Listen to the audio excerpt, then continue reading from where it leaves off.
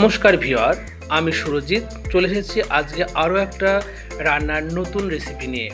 আজকে রান্নাটা সম্পূর্ণ তাদের জন্য যারা সঠিকভাবে তালের ফুলুরি বানাতে পারে না। তাহলে কথা বাড়িয়ে লাভ নেই, শুরু করি। আর হ্যাঁ, অবশ্যই ভিডিওটি সম্পূর্ণ দেখার অনুরোধ রইল।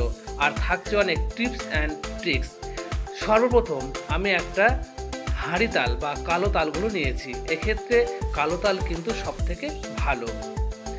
এবার সর্বপ্রথম তালটাকে ভালো করে ধুয়ে আমি এটাকে আঁশটা ছাড়িয়ে নেব, অর্থাৎ ওপরের যে খোলা আছে সে খোলাটা আমি ছাড়িয়ে নেব। অবশ্যই এক্ষেত্রে আমার মা কিন্তু আমাকে যথেষ্টভাবে সাহায্য করেছে। তাই একে একে আমি তালটার ছালগুলো সব ছাড়িয়ে নেব। যা ছাড়ানো হয়ে গেছে, এবার অল্প অল্প জল দিয়ে তালের যে আঁটিগুলো আছে সে আঁটিগুলো চটকাতে হবে।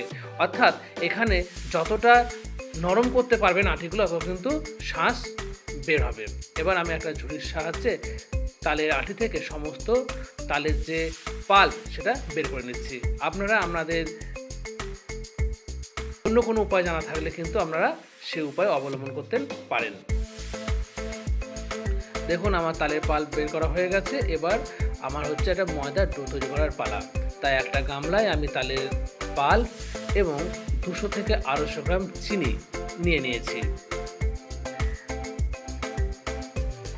এবং স্বাদ অনুযায়ী অল্প লবণ। এই তিনটে উপকরণ আগে আমি ভালো করে মাখিয়ে নেব।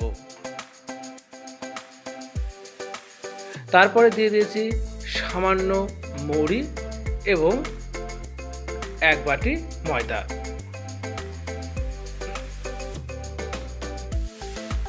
আপনারা আপনাদের পরিমাণ মতো ময়দা নেবেন। আমি এখানে 1 বাটি ময়দা ব্যবহার করেছি।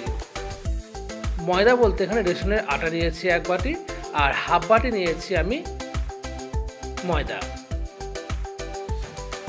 এবার সমস্ত উপকরণগুলো ভালো করে আমি মিশিয়ে নেব। তারপর দিয়ে দিলাম সামান্য সুজি আর দিলাম আমল দুধ। আপনারা চাইলে এখানে নারকেল কোড়া ব্যবহার করতে পারেন। যেহেতু বাজারে এখন নারকেলের দাম প্রচুর, তাই আমি সেটা স্কিপ করে দিয়েছি। এবার ভালো করে মাখতে হবে, প্রয়োজনে একটু জলও দিতে হবে। এক্ষেত্রে অবশ্যই মনে রাখবেন আপনার তালের ফুলুরি তখনই নরম হবে যখনই আপনার ব্যাটারটি ভালো করে মাখা হবে। এবং এক্ষেত্রে আরও একটা জিনিস মনে রাখতে হবে, তালের ব্যাটার একটু পাতলা রাখবেন, তাহলে তালের যে ফুলুরি সেটা কিন্তু খুব ভালো হবে। যাই হোক, আমার সম্পূর্ণ মিশ্রণটি ভালো মাখা হয়ে গেছে, ব্যাটারটি তৈরি হয়ে গেছে এবং সেটাকে রেস্টে রাখবো। আমি এখানে রেস্টে রেখেছিলাম 1 ঘন্টা। 1 ঘন্টার পর ঢাকনা খুলে আমি তালের যে ব্যাটার তৈরি করেছি আমরা সেটাকে আবারও ভালো করে একটু মেখে নেব। অর্থাৎ যত মাখবেন তত কিন্তু তালের ফুলুরি কিন্তু নরম এবং সফট হবে। যাই হোক, আমার তালের ব্যাটার একদম সম্পূর্ণ রেডি। এদিকে তেল গরম করতে বসে দিয়েছি, তেলও প্রায় গরম। এবার একে একে গরম তেলে ভাজার পালা তালের ফুলুরি। অবশ্যই এখানে আপনাদের কাছে আবারও রিকোয়েস্ট করছি, আমার ভিডিওগুলি ভালো লাগলে আপনারা লাইক, কমেন্ট এবং শেয়ার করবেন। আর হ্যাঁ, অবশ্যই সাবস্ক্রাইব করতে কিন্তু ভুলবেন না। আপনাদের একটা লাইক আমাকে নতুন নতুন ভিডিও করতে অনুপ্রাণিত জানাবে। আমি একে একে ব্যাটার থেকে তালের ফুলুরি রেডি করে নেব।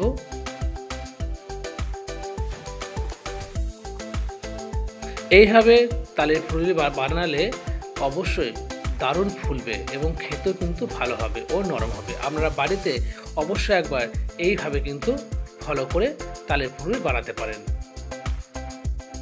দেখছেন কত সুন্দর ফুলছে।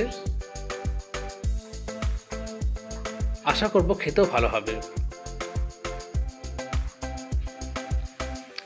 কিছু সময় ধরে এখানে অল্প জালে ভেজে নিতে হবে। বেশি জাল দিলে কিন্তু আবার উপর পুড়ে যাবে, ভেতর কাঁচা থাকবে।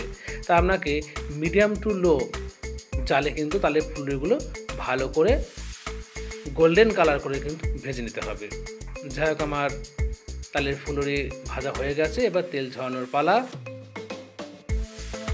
আমি এবার এখানে তুলে দিয়েছি।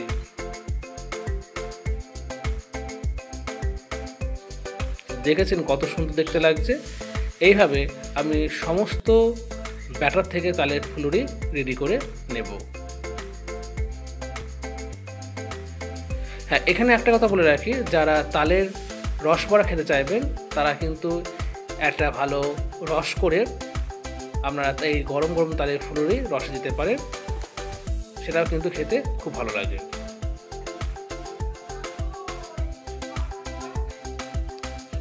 যাই হোক, আমার তালের ফুলুরি রেডি হয়ে গেছে, এবার দেখে নেওয়ার পালা। দেখুন কত সুন্দর দেখতে লাগছে, আর সবগুলোই গোল গোল এবং ফুলেছে। চলুন দেখেই নেই এবার কেমন নরম বা তুলতুলে হয়েছে। দেখুন কত সুন্দর নরম। তাই আপনাদের কাছে বিশেষ অনুরোধ, আমি যেভাবে তালের ফুলুরি বানিয়েছি আপনারা একবার হলেও কিন্তু ট্রাই করবেন, তাহলে আপনাদের ফুলুরি হবে একদম নরম এবং সফট। আজ এই পর্যন্ত, ভালো থাকবেন, নমস্কার, দেখা হবে পরের কোনো ভিডিওতে।